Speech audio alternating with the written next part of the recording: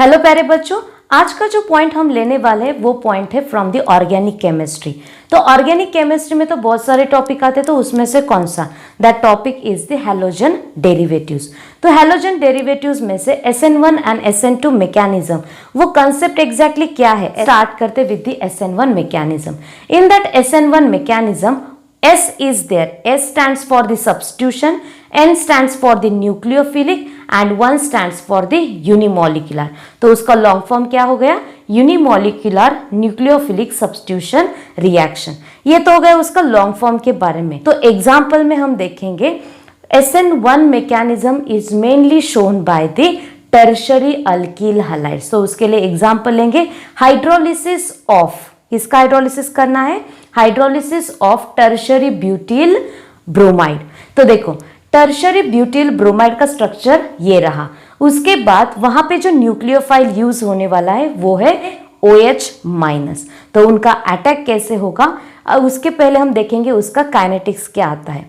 यहाँ पे SN1 reaction में दिस इज द यूनिमोलिकुलर, मतलब this is the first order reaction. First order reaction मतलब rate of reaction is directly proportional to the concentration of the reactant. तो यहाँ पे reactant कौन है, अपना टर्शरी ब्यूटिल ब्रोमाइड।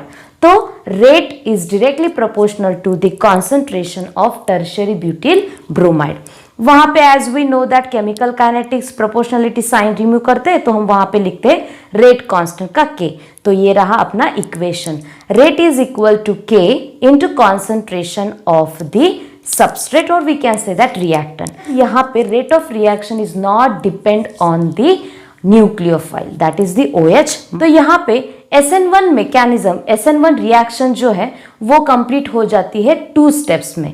तो first step and second step में होने वाला क्या है, फर्स्ट स्टेप में क्या होता है, तो यहाँ पे जो टर्शरी ब्यूटिल ब्रोमाइड है वहां पे कार्बन एंड ब्रोमीन का बॉन्ड है। तो वो जो बॉन्ड होता है वो बॉन्ड ब्रेक होता है फर्स्ट स्टेप में। तो बॉन्ड ब्रेक होने के बाद हमें जो एक इंटरमीडिएट मिलता है वो होता है प्लेनर, जिसमें उस कार्बन का हाइब्रिडाइजेशन होता है sp2, ऐसा वाला हमें मिलता है कार्बोकैटायन। तो फर्स्ट स्टेप अपनी कंप्लीट हो गई। जो फर्स्ट स्टेप होती है that is the slow step, and slow step is nothing but the rate determining step. तो यहाँ पे फर्स्ट स्टेप क्या है, वो टर्शरी ब्यूटिल ब्रोमाइड, जिसमें से carbon bromine bond firstly break होता है और उसके बाद बन जाता है कार्बोकैटायन। सेकेंड स्टेप में क्या हो जाता है, वो जो न्यूक्लियोफाइल है वो अपना काम स्टार्ट करता है फास्ट स्टेप में। Second step is the fast step. तो वो न्यूक्लियोफाइल अटैक करता है। तो न्यूक्लियोफाइल को मिलते हैं 2 ऑप्शन, एक वो अटैक कर सकता है फ्रंट साइड से और दूसरा पॉसिबिलिटी है बैक साइड से। अगर वो फ्रंट साइड से अटैक किए तो हमें एक टाइप का प्रोडक्ट मिल सकता है, बैक साइड से अटैक किया तो सेकेंड टाइप का। Because of that carbocation intermediate we are getting the 2 product. तो वो कौन से प्रोडक्ट है, देखो यहाँ पे मैंने आपको दिखा दिया है कौन से 2 प्रोडक्ट मिलते हैं।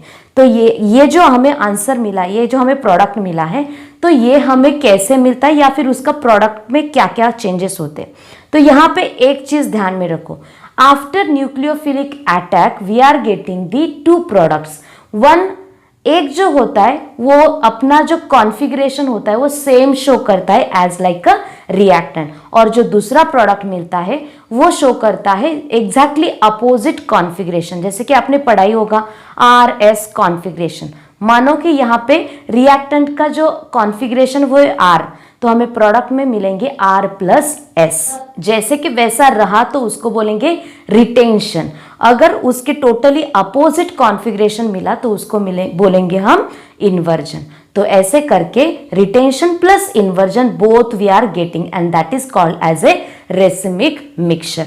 वो कैसे प्रूव किया जाए, उसके लिए एक एग्जाम्पल लिया गया है जिसमें हो chiral carbon.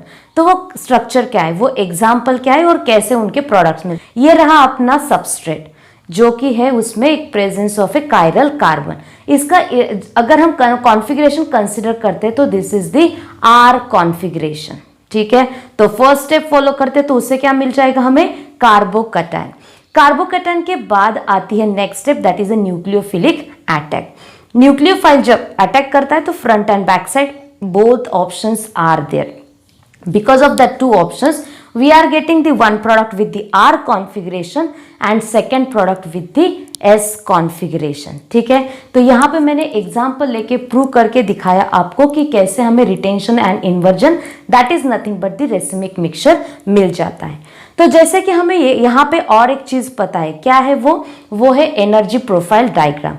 Energy profile diagram में आपको पता चलेगा potential energy is drawn on this axis and if we consider this diagram we are getting the two peaks. First peak is for the first step and second peak is for the second step. वहां पे जो middle में down part दिखाया है वो है carbocation, मतलब intermediate step बोल सकते हैं, जहां पे हमें मिला है intermediate. First activation energy is greater than the second activation energy. तो इसके बाद हमें यहाँ पे डायग्राम में दिखाई दे रहा डेल्टा एच। तो ऐसे करके हमने एनर्जी प्रोफाइल डायग्राम भी कंप्लीट कर ली है। तो यहाँ पे जो कुछ भी पॉइंट्स रहते हैं उसमें से एक पॉइंट है वो है तो बेंजिलिक हैलाइड अगर हम कंसीडर करते हैं, second one is the allylic halide.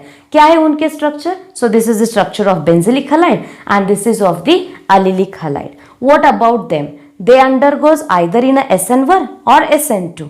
तो यहाँ पे आपको ध्यान में रखना है, अगर इनका इंटरमीडिएट जो मिलता है वो है कार्बोकैटायन, तो वो दोनों का भी carbocation due to resonance stable होता है।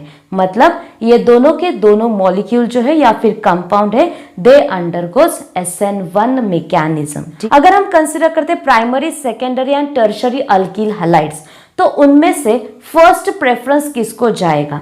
तो ऑलरेडी मैंने बताया इंटरमीडिएट होता है कार्बोकैटायन, जो कार्बोकैटायन ज्यादा स्टेबल होगा वो जाएगा अंदर SN1 reaction.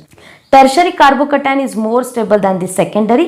Secondary carbocation is the more stable than the primary. That is nothing but tertiary alkyl halide firstly undergoes SN1, then secondary and then primary. ये हो गया about the alkyl halides. What about the halides? मतलब fluorine, chlorine, bromine, iodine. अगर मानो कि जैसे कि तीनों मतलब जो कुछ भी हमारे पास अल्किल हैलाइड है वो सब है टर्शरी, और एक को अटैच है फ्लोरीन, दूसरे को ब्रोमीन, तीसरे को क्लोरीन एंड चौथे को iodine, then which undergoes firstly this SN1। तो ध्यान में रखना है आयोडीन, क्योंकि iodine is the good leaving group, तो इजीली वो बाहर जाएगा और कार्बोकैटायन इजीली फॉर्म हो जाएगा। तो अल्किल हैलाइड की रिएक्टिविटी ऑर्डर क्या रहेगी? तो first preference will be given to alkyl iodide, second alkyl bromide, third one alkyl chloride and last one alkyl fluoride. तो ये रही उनकी अल्किल हैलाइड की रिएक्टिविटी ऑर्डर। तो think so I have completed each and every point. Thank you all of you.